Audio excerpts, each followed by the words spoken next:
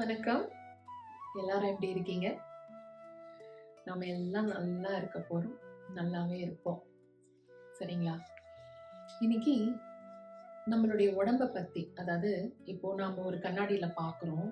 கண்ணாடியில பார்க்கும்பொழுது என்ன தெரியுது? நம்மளுடைய உடல் அமைப்பு இல்லையா? நம்ம மூஞ்சி, கை, காலு, உடம்பு இதெல்லாம் தெரியுது. ஆனா, நம்ம உடம்பு வந்து நிறைய லேயர்ஸால ஆனவை.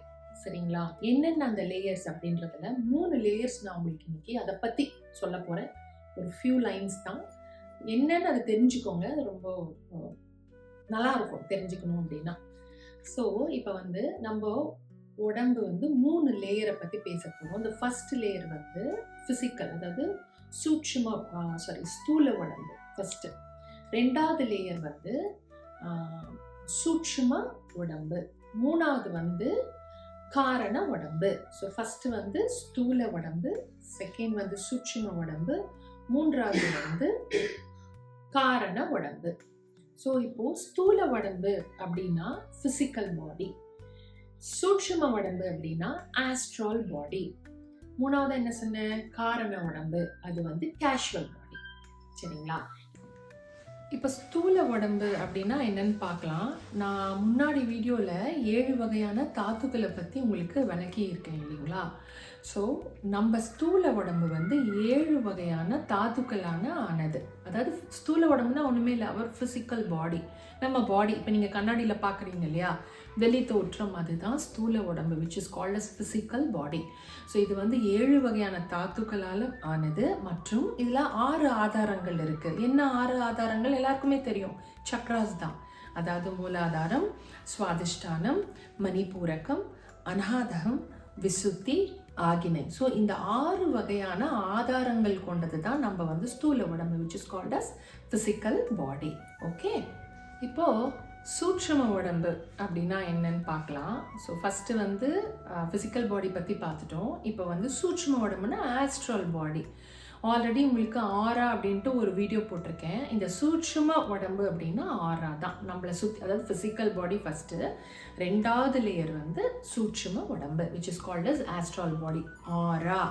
ஸோ இந்த ஆரா வந்து எப்படி செயல்படுது அப்படின்னா, இந்த second layer of our body, அதாவது ஆரா எப்படி செயல்படுது அப்படின்னா, 12 நாடிகளோட உதவியுடனும் 12 வாயுக்களோட உதவியுடனும் இது செயல்படுகிறது, இந்த சூட்சும உடம்பு, which is called as astral பாடி.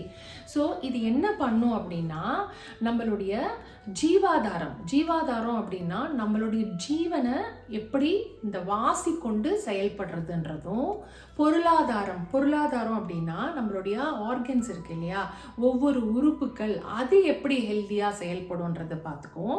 மற்றும் இப்போ நம்ம சாப்பிட்றோம், அன்னாதாரம், சாப்பிடும் பொழுது அது எப்படி ஜீரணமாகி என்னென்ன சக்திகள் எல்லாம் நம்ம உடம்புக்கு போகும் இல்லைங்களா, அதெல்லாம் அது வந்து பார்த்துக்கும். அப்புறம் ஜனனாதாரம் அப்படின்னா, அதாவது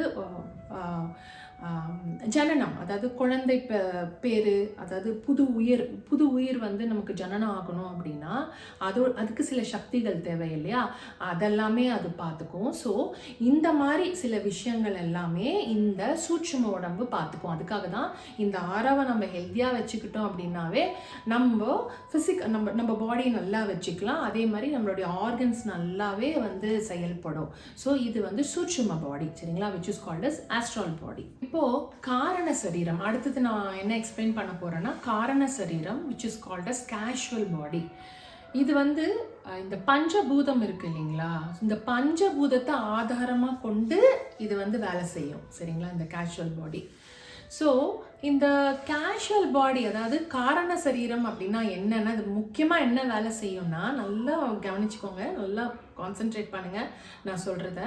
இது எப்படி வேலை செய்யும், என்ன வேலை செய்யும் அப்படின்னீங்கன்னா, இந்த நம்ம இப்போ நான் எக்ஸ்பிளைன் பண்ணல, ஃபிசிக்கல் பாடியும் ஆஸ்ட்ரல் பாடியும், ஸ்தூல உடம்பு சூட்சும உடம்பு, இந்த 2 உடம்பும் சேர்ந்து ஒரே கோஆர்டினேஷனாக வேலை செய்யணும் அப்படின்னா இந்த கேஷுவல் பாடி தான் அதுக்கு ஹெல்ப் பண்ணுமா. சரிங்களா, இந்த கேஷுவல் பாடி கரெக்டாக இருந்தது அப்படின்னா இந்த இந்த ஸ்தூல உடம்பும் சூட்சும உடம்பும் கரெக்டாக கரெக்டாக ஒரே கோஆர்டினேஷன் லிங்க் ஆகி வேலை செய்யும். இந்த கேஷுவல் பாடி, அதாவது இந்த காரண சரீரம் சரியா இல்லை, அந்த பஞ்சபூத தத்துவம் இம்பேலன்ஸாக இருந்தாலோ இல்லை அதோட ரேஷியோ டிஃப்ரெண்ட்டாக இருந்தாலோ என்ன ஆகும் அப்படின்னா இதோட கோஆர்டினேஷன், இந்த ஃபிசிக்கல் பாடியும் இந்த ஆரா இருக்கு இல்லையா, இந்த சூட்சும உடம்பு ரெண்டும் ப்ராப்பராக கோஆர்டினேட் ஆகாது. அதனால தான் வியாதிகள் எல்லாம் வரும்.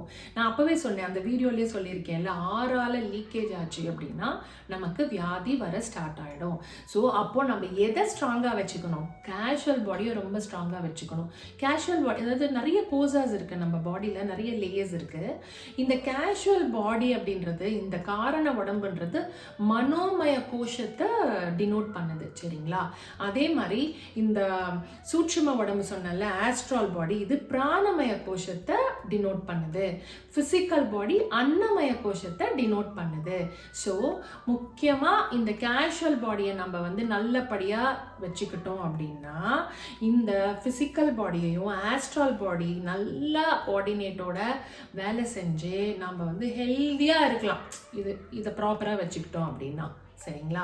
ஸோ இந்த அளவுக்கு ஒரு எக்ஸ்ப்ளனேஷன் கொடுத்துருக்கேன். இதில் ஏதாவது தப்பு இருந்தால் நீங்கள் வந்து எனக்கு கமெண்ட்ஸில் சொல்லுங்கள்.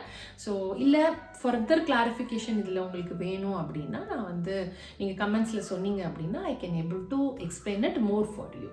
Okay, thank you. God plus.